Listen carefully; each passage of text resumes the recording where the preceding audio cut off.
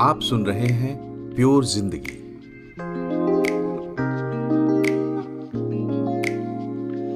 नमस्कार, मैं हूं मनोज श्रीवास्तव और आज हम बात करेंगे फेमिनिज्म की। आपने मी टू मूवमेंट के बारे में जरूर सुना होगा। 2017-18 में ट्विटर हैशटैग मीटू ने Hollywood, Bollywood, media, music, literature, fashion, finance, politics, justice हर सेक्टर को झकझोर कर रख दिया था।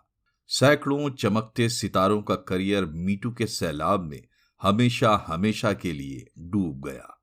हालांकि इसकी आलोचनाएं भी हुई, मिसयूज के आरोप भी लगे और निश्चित रूप से आप इसे एलीट क्लास तक सीमित एक मूवमेंट कह सकते हैं। लेकिन इसने वर्कप्लेस में फीमेल्स के प्रति नजरिया बदल दिया है। सेक्सुअल अब्यूज, असॉल्ट और रेप जैसे कुकर्मों को कारपेट के नीचे दबाकर बैठे कॉर्पोरेट हॉन्चोस के लिए मीटू शब्द आज भी एक नाइटमेयर है। लेकिन मीटू मूवमेंट फेमिनिज्म के मौजूदा चेहरे की झलक मात्र है। औरतों के अधिकारों का संघर्ष इतिहास के प्राचीनतम दौर से जारी है, लेकिन मॉडर्न फेमिनिज्म का किस्सा 150-200 साल पुराना है। तो चलिए खोलते हैं फेमिनिज्म की जन्म कुंडली। फेमिनिज्म के बीज पश्चिमी विश्व के पुनर्जागरण यानी रेनेसां और एनलाइटनमेंट में देखे जाते हैं। 19वीं सदी में फेमिनिज्म की शुरुआत मानी जाती है और इसके इतिहास को 4 हिस्सों में बांट कर देखा जाता है, जिन्हें फर्स्ट, सेकेंड, थर्ड और फोर्थ वेव ऑफ फेमिनिज्म कहा जाता है। ऐतिहासिक स्रोतों के मुताबिक 1837 में फ्रेंच फिलोसोफर चार्ल्स फ्रिये ने पहली बार विमेन्स राइट्स के संदर्भ में फ्रेंच में फेमिज्म टर्म का इस्तेमाल किया। बाद में फ्रेंच का फेमिज्म इंग्लिश में फेमिनिज्म बना। फेमिनिज्म के फर्स्ट वेव की शुरुआत 1848 से मानी जाती है, जब न्यूयॉर्क के सेनेका फॉल्स में दुनिया का पहला विमेन्स राइट्स कन्वेंशन बुलाया गया था। यह इतिहास का पहला ऐसा दौर था जिसमें औरत परंपरा से बिल्कुल अलग व्यवहार करती हुई दिखी, पब्लिक फोरम पर बोलती हुई, प्रदर्शन करती हुई और कभी कभी जेल जाती हुई भी। अर्बन इंडस्ट्रियलाइजेशन और सोशल लिबरल पॉलिटिक्स ने पश्चिमी देशों में उस वक्त एक नया माहौल बनाया था। फर्स्ट वेव ऑफ फेमिनिज्म बराबरी का दर्जा हासिल करने, मैरिज, पेरेंटिंग और प्रॉपर्टी से जुड़े राइट्स पर फोकस था। इसी दौर में अमेरिका, ब्रिटेन, ऑस्ट्रेलिया, न्यूजीलैंड में बच्चों की कस्टडी और शादीशुदा महिलाओं के प्रॉपर्टी राइट्स पर कानून बने। बाद में वोट देने समेत दूसरे राजनीतिक अधिकार भी फेमिनिज्म के फोकस में आए।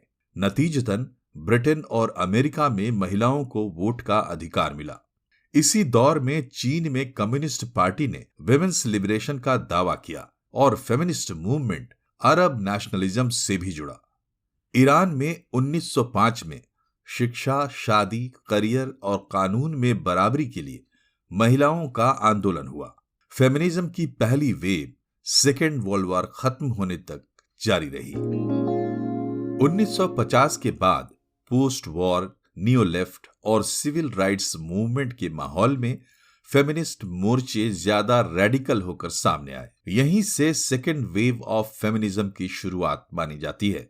इससे पहले के लिबरल फेमिनिज्म से अलग ये एक रेडिकल मूवमेंट था। फर्स्ट वेव फेमिनिज्म को मुख्य रूप से पश्चिम की गोरी मिडिल क्लास औरतों ने ताकत दी थी, लेकिन सेकेंड वेव ने रंग, देश और इकोनॉमिक स्टेटस की सीमाएं तोड़ी और सोसाइटी में नीचे से ऊपर तक मौजूद सेक्सिज्म पर चोट की। अब जोर सेक्सुअलिटी और रिप्रोडक्टिव राइट्स पर था और इक्वल राइट्स की संवैधानिक गारंटी मांगी जा रही थी।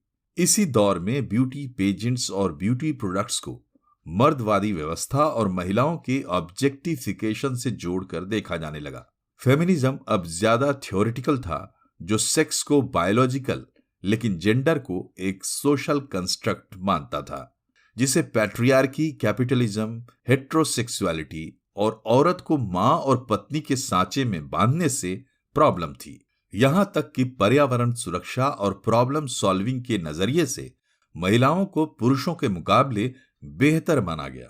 वुमेन ओनली संस्थाएं, फोरम्स और स्पेसेस क्रिएट किए गए।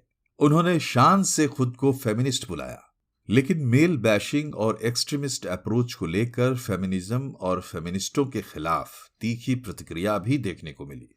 शायद ये भी एक वजह रही कि 1980-90 के दशक में फेमिनिज्म एक गौण विचार बन गया। थर्ड वेव फेमिनिज्म 1990 के दशक में शुरू हुआ।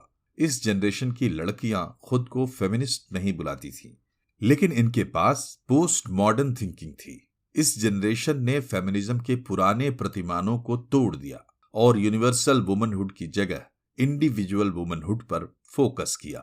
लिपस्टिक, हाई हील, लो कट नेकलाइंस को सेकेंड वेव फेमिनिस्ट ऑब्जेक्टिफिकेशन के साथ जोड़कर देखते थे, लेकिन थर्ड वेव के दौर की यंग गर्ल्स ने इन्हें पूरे मन से अपनाया, खुद को फेमिनिन ब्यूटी का सब्जेक्ट बनाया और फेमिनिनिटी को सेलिब्रेट किया।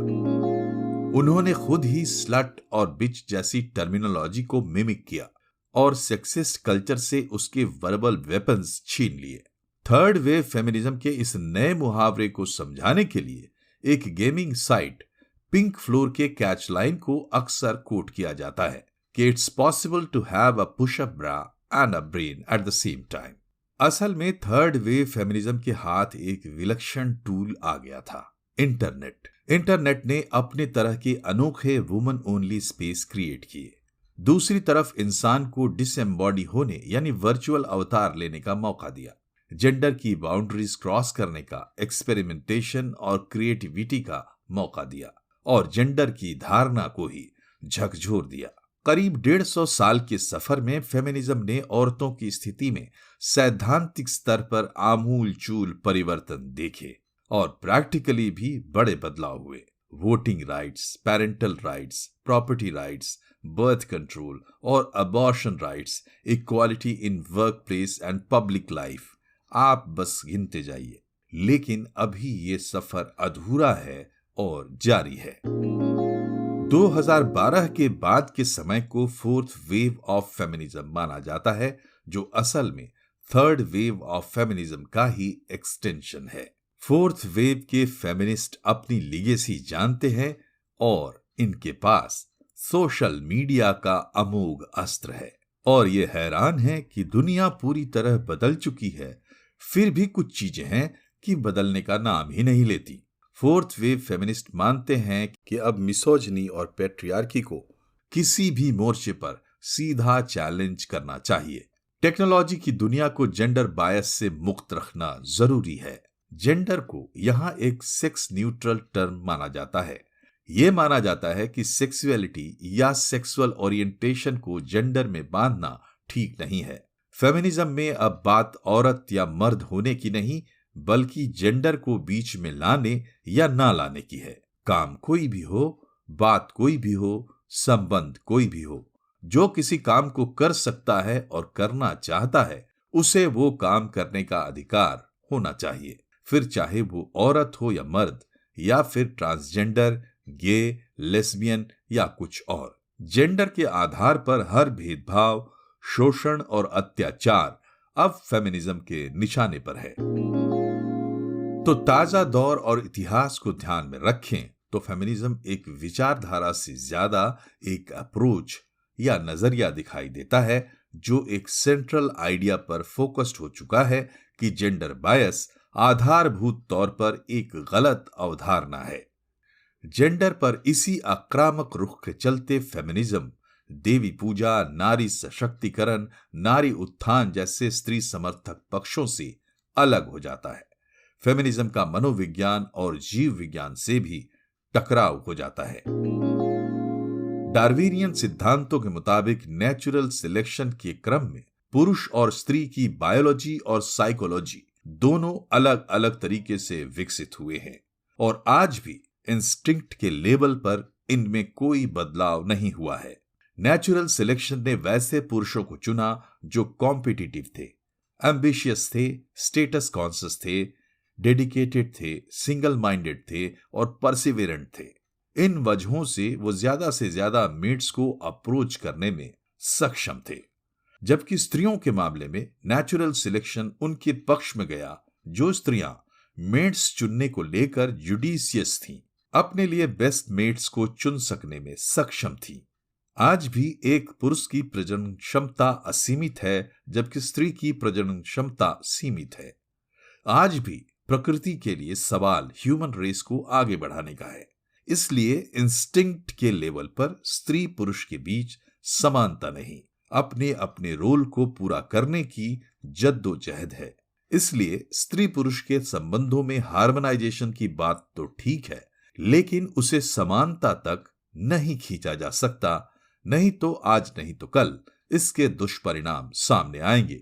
ऐसे में बड़ा सवाल यह है कि सर्वाइवल से शुरू हुई कहानी कहीं ऐसी दिशा में तो नहीं मुड़ रही है जो सर्वाइवल पर ही खतरा हो। मॉडर्न फेमिनिस्ट भी मानते हैं कि जीव वैज्ञानिक स्तर पर स्त्री और पुरुष अलग अलग हैं, लेकिन उनके मुताबिक इस अंतर का कतई ये मतलब नहीं है कि सांस्कृतिक स्तर पर गैर बराबरी और अन्याय को बर्दाश्त किया जाए या ये मान लिया जाए कि इसे बदला ही नहीं जा सकता।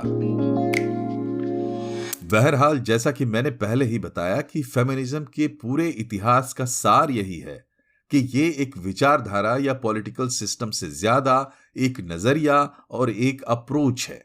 इसे इस रूप में लिया जाए तो अतिशयोक्तियों से बचा जा सकता है। आपको अगर मेरा ये पॉडकास्ट काम का लगा तो इसे रेट करें, शेयर करें। मुझे आप @मनोज हजारीबाग के हैंडल से ट्विटर, फेसबुक, इंस्टाग्राम और दूसरे सोशल मीडिया पर फॉलो कर सकते हैं। नमस्कार।